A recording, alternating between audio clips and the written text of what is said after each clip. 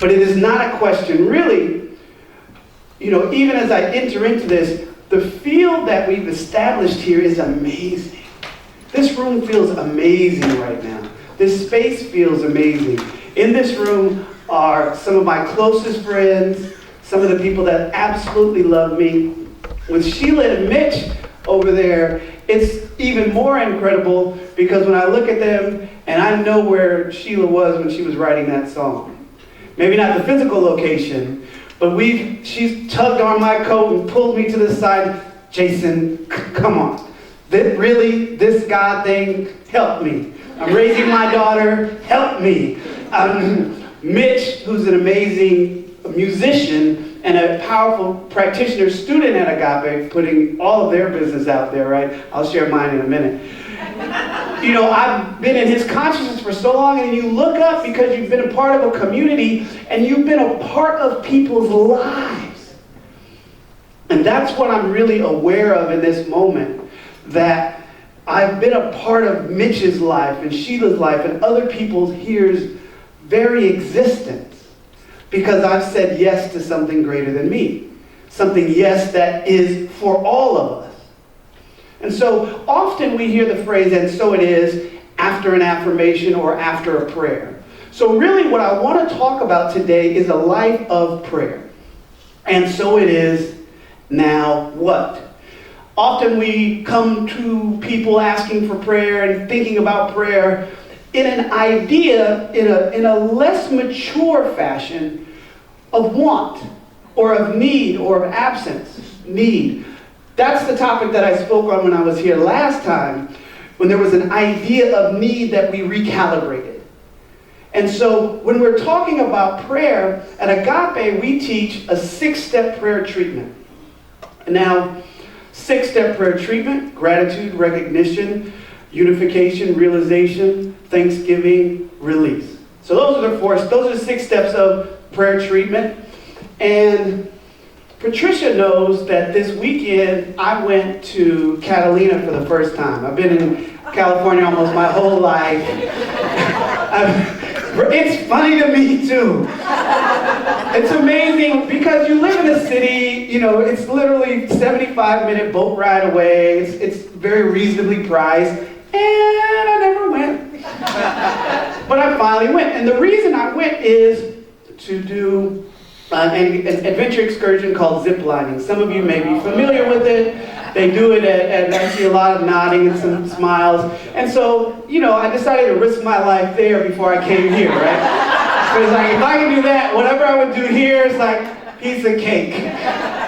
But that's part of my nature. I enjoy doing things like that. And one of the things about the zip lining that I really found powerful was they do a check on you, a 10-point check on you once they've harnessed you up every time they go. So for those of you that aren't familiar with zip lining is basically human beings who strap themselves to a harness themselves to a steel cable, and fly through the air all the way to another platform that is in the distance about 800 feet away. And it's just a great time. And procedurally, they knew that everything was working, was safe. They would go before you, and they would go after the group that you were with. So they give you all of these things to assure you, to make you feel comfortable, and yet still you step out at the edge of a great crevasse, and you're like, did I really sign up for this? Is this really what I'm supposed to do with my life? And we just have a great time. So there was a group of us, and we had a blast. The reason why I bring it up is, when we think about prayer, why do we need 6 steps? Why do we, what is that about? So when I entered into the teachings at Agape 10 years ago, I had come from a Christian background. I prayed. I was very comfortable with prayer. And the teaching about prayer really helps us to have a good recognition about our own lives. Because we're not trying to change God. And that's one of the really clear messages that our form of affirmative prayer treatment gives us. It's not about changing God. No prayer you ever pray or is ever prayed for you is about changing God. It is. The whole universe, all of creation, God has provided all that is in existence already. It's alive, it's vital, and it's continuing to grow and progress. Those that are into science know that the universe has not stopped expanding. We know that even in the places that seem the most dormant, life is always growing there. There's so much life in the desert. It doesn't seem like it, but it's teeming with life and energy. So when we look at the 6-step prayer treatment, that is really about the person speaking the prayer and the consciousness we're holding around whatever we're praying for or about. So when I speak of a life of prayer, what I want to do is juxtapose every one of these steps as quickly as I can next to how we can live our life. So that first step is gratitude. There are all kinds of things to be grateful for. And in the teachings that we live in today, in the world that we live in today, with things like San Bernardino happening in our world, with things like all kinds of stuff, wherever we go, we can name the city or state, there's something going on that is disturbing, that could help us to forget. It literally is trying to help us to forget, and we don't want that kind of help. We want to remember. So we want to remember that there are so many more good times. There's so much more good happening. And in particular, in the moment when I am in need of prayer, the first thing I can do is go to gratitude. If I can find a way to unhook myself from the situation, circumstance, the feeling, the pain, the desperation, the hunger, whatever idea I'm holding, and get to gratitude, I'm unhooking myself from a limiting idea. Because if I can find a moment to be grateful, if I can find that truth, then I can get out of all of the limiting illusions of the temporary, transitory situations that will pass. But I can't think about it passing if I'm so focused on it. So now let's just apply that to my life. If I can, in my life, walk around being grateful, I don't have to lean on my horn so hard when the car cuts me off. Because I can remember, thank God they did not hit me. But how long does it take us to get back to that? Well, if we have a greater practice of gratitude in our everyday life, we can get there faster, and we may even never get out of it. The more we practice the gratitude, the more that we're grateful for the things, the elements, the situations, and the experiences of life, the more likely it is that those disturbances will not take us out of that. We can be with the experience, we can be with the challenge, we can be with whatever thing is emerging and still maintain our peace, still maintain our love, still maintain our joy. Recognition. So the second step of a prayer process is recognition. So it's a recognition that there is only one thing. There's only God. There's nothing else. God didn't create something to oppose itself. So it's like Kobe Bryant's retiring from basketball right now. He probably, as much as he likes competition, would not have tried to have somebody that was better than him all the time that he always had to play against if he wanted to win. Otherwise, there's a competition against itself. So God did not create a devil or some evil idea so that it opposes itself. Those are limiting ideas that have been crystallized and an inability to articulate something beyond something that's horrible and travel, or a person in the world that is constantly doing things that are horrible and tragic. And so because of what we see and we can't process it and we don't know what to do with the person that would enact these types of things, we call it evil. And yet, that person, whatever it was done with things that were made in this manifest world by God, whatever tool they used, whatever implement they used. That person is a being that's been created through the only way you come into existence, and that's through God. So whatever the world is doing, we can bring that gratitude into looking at that situation and recognizing, no matter what I'm seeing, God is all there is. So let me get my focus together and not get distracted in my anger, get distracted in my despair, get caught up on any of the ways that might toss me to and fro, and forget that there is one power, one presence. And within these situations, there's something brewing. It's God, even in it. In the most darkest, painful situation, still right at the center of it is God. Hard to comprehend, often hard to see, which is why we have other people pray for us. So there are times when we're living prayer, we're walking in prayer. There are times when we're praying for people. And then there are times when people hold the consciousness for us because we don't have it. There are times when I do not have the ability to hold an idea of truth for myself.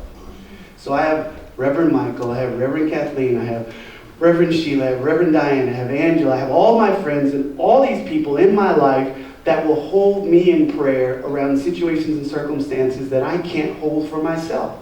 And so I know that I'm still held in the truth because I have this awareness, and so then when I can get back to it, then I can hold myself in prayer. In the meantime, I lean into the consciousness of other individuals that in this moment, they can hold the truth around me that there is no evil, that I'm not cursed, that I'm not a horrible person, that I'm not broken, that I'm not going to break down, that I'm not wounded. I'm having all of those experiences, and none of them are the truth of who I am. It's so essential to be able to do that. So we're talking about a life of prayer. So we're in gratitude. We recognize the divine presence. And since God is all there is, it has created everything else of itself. There is only one. So the third step is unification. And so there's only one. There's only one life. There's only one power. There's only one presence. I am that life. Now there's this, it gets a little murky trying to imagine myself as God. But that's because of this idea that we have of God. We often were raised in many communities that it was this person, this personality. And in some teachings, it's vengeful, it's jealous. He created everything, and it's still jealous. I can't process that. But when we contemplate these things, when we weed them out, we're able to see it.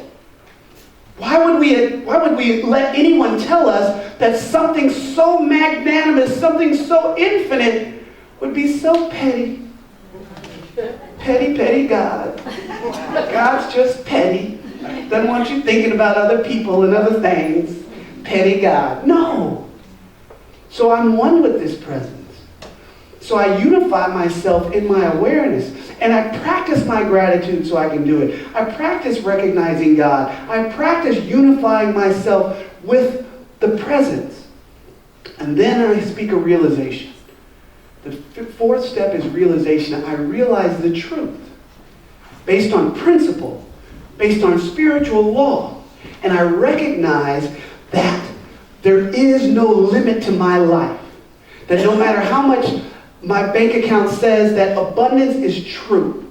It is a real quality of the divine. That it really expresses everywhere. And that it expresses through and as me. That I am sourced and resourced by the one source that has brought forth into existence all of creation. Releasing my limiting ideas, I know that I am one with all, that I have all that I ever have need of. And I speak a realization. So now imagine walking through life like that. Imagine walking as a living realization. Not just a manifestation. Manifestation, new car, the car is there, I manifested the car, great. But realizing that no matter whether the car shows up, it's not a physical product that I'm looking for. What am I looking for? I'm looking for transportation. I'm looking for grace and ease. I'm looking for mobility. These are really the qualities that a car has, right? And so I have all of that within me, and it's provided. Now, if I can set aside any sort of inability to ask for support, then without a physical car, abundance can show up as rides anywhere I need to go, opportunities wherever I need to go. If we're not talking about abundance, but we're talking about wholeness, I can realize that no matter what, I'm not my body. You see, there's this idea about wholeness, that wholeness is reflected on how many fingers you have, how many digits do you have, whether you have 2 kidneys or 1, or whether you have a cancer cell or you don't have cancer cells, or you realize that we all have cancer cells, and they're all operating and functioning, and you just have an understanding. No, you are a spiritual being that has come from the infinite down into the physical realm, and in this visitation journey that you're having, you've been given a body. That body looks many different ways. We as human beings are almost 99% the same. Organs, tissue, blood, body. It just has different skin texture and different shaped eyes and different shaped noses, height, waist, feet, all these things. Some people come into the world without legs. Some people are formed in different shapes. Those beings are no less whole than others. So a realization of wholeness is a realization that you are altogether good.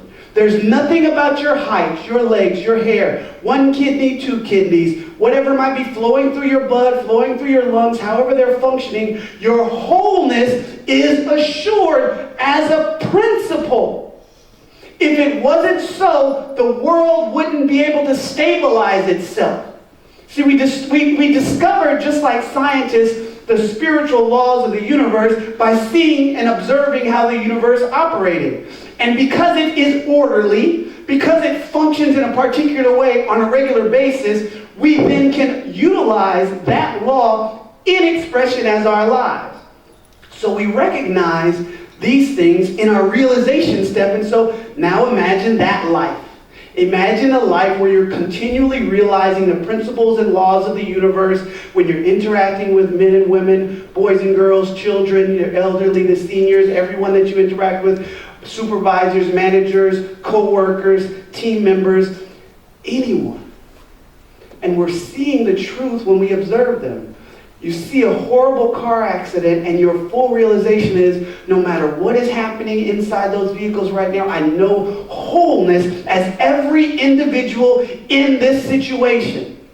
Anyone who might be most emotionally, mentally affected by this, I hold wholeness in this moment for them. Consciousness. So then you don't treat people with limitations. You don't treat people like they're lacking. You don't treat people like something's wrong with them because they have a limp or because their gait is awkward. You don't see that anymore. You are a living realization, so you see the divine in manifestation. You see how spirit has expressed itself in human beings. How about that? Doesn't that just sound great? Yeah. Because it's real. The next step in prayer treatment is thanksgiving. And so we talked about having gratitude and that being able to unhook us from the situation. The thanksgiving is like that feeling when anybody or anything that you have enjoyed has been expressed. The applause and the love that we gave Sheila and Mitch during that amazing song. Oh, the words of that song are probably as good as any sermon or any talk that I would ever give. If you read the words to Sheila's song, it could transform your life because it's filled with truth. Love without resistance, without a cure. That means there's nothing you could do that I could not, do not love you. All of those heinous crimes cannot prevent me from loving you. We might not hang out as frequently, but they're not going to stop my loving you. My absolute full embrace of your beingness. So my fifth step of thanksgiving is wrapping it around all that I have spoken in my life or my prayer. So now I'm thankful for what I've realized. I'm thankful that I know that I'm one with the presence. I'm thankful that I know there is a presence. And I'm thankful that I'm grateful. And then you just get to the release step. Now here's where we get back to our topic. Because when you're holding something in consciousness, one of the things about prayer and people is they want prayer over and over and over and over and over again for the same thing. I understand why that is. Often, it's because the situation hasn't changed in the physical world. So, I've been praying for my daughter, I've been praying for my son, or you're praying for somebody, will you pray for them for 5 days? Or hold it. Really what they're saying is in their mind, they can't even for 1 day, let alone 5 days, hold that the prayer that you speak is real. That's all they're saying. And that's not a knock on you. That's their awareness without consciousness of their limited ability to hold this truth. that everything is all right already. But I can't hold it, so I'm going to ask you to pray for this person every day for me. Can you just do that? And of course, I'm going to do that. Patricia mentioned the Our Daily Prayer Call that I do every morning at 7 a.m. There are some people that send me the same email, especially when they're going through financial stuff, they're looking for a job, they're just saying, please pray for me, the divine right employment, over and over again. And we hold it. Now, a little confession, I'm not necessarily going to speak their name for 5 days. Because I'm going to hold it until I don't feel anything other than the truth that they've asked me to hold for them. So that's even my own practice. I might mention somebody for 2 days. I might mention somebody for 3 days. I might mention them for 2 weeks. As long as when they come up into my awareness, I might think for a moment about what they're asking me to pray for and not that they are whatever it is and that it's in full realization, I'll keep it flowing. And sometimes I do it to encourage them because we all need encouragement. We all go through things in our lives, myself included, where just kind of play along with me. I know you have a way of doing things, but just say my name one more time. Just come on, keep me in prayer. I mean, that just might be what I need. And so there's nothing taken away from me by doing that. There's definitely nothing taken away from the absolute by doing that. And so we get to the release portion of the prayer where we're letting go. We're letting go of what we've spoken. We're letting go of the words that have been brought into the field. And when I release this prayer, it is done. So we say at the end of our prayers, generally what? And so it is. And so it is. At that moment, a question could show up. There could be the question of, now what? Because I'm hungry, I haven't eaten, my kids haven't eaten, I've prayed, I've been prayed for, now what? But I don't want us to do that. I want us to be in the blessed assurance of the word of truth that has been spoken. And it takes work. And that's why we have spiritual community. That's why we have classes. That's why we come together under the teachings of Reverend Jeanette, under the teachings of Reverend Michael, under the teachings of Deepak Chopra, or whoever lifts your spirit and touches your soul, inspires you, and helps you remember the truth. And so there are reminders. There are lighthouses beckoning us home, making sure that we do not crash into the shore. And so when I say, and so it is, it's now what? Because what is? So it's, and so it is. Now what? Not a question, not an inquiry. It is a affirmative, clear, decisive, firm, authoritative, in authority of myself as one who speaks in alignment with the word of truth, the word of God, that I have the authority to declare this is so, and so it is. Now what? Now whatever needs to happen, come forward. Now whoever needs to show up, show up. Now whatever way it needs to be done, let it be done. Now. In the end, we get caught up in these patterns that we've had in life. You know, we kind of do something and most of us aren't used to sitting still and kind of letting it happen. Because it also is not about being inactive. You're not looking for how it's going to happen. You're not spending any time in the why of it. That's the past. We're in the now. We're in the present moment. So we don't spend any of our energy or time in the why it happened. We're with what is, or what appears to be. But now we have spoken our word. We are speaking it into existence now. So we know that now the what exists. So say that with me. And so it is. Now what? Let's try that again. And so it is. Now what? Doesn't that feel different? Can't you feel even in your own word that you're evoking it into existence? The powerful thing about prayer, the powerful things about prayer are endless. However, the reality is we have to understand all of the things that might distract us. set them aside, and purely focus on what we've spoken into existence. We've spoken into life. We've spoken as love. We live a life of joy, and we simply lean into it. And we say, and so it is, now what? And it is so. Thank you.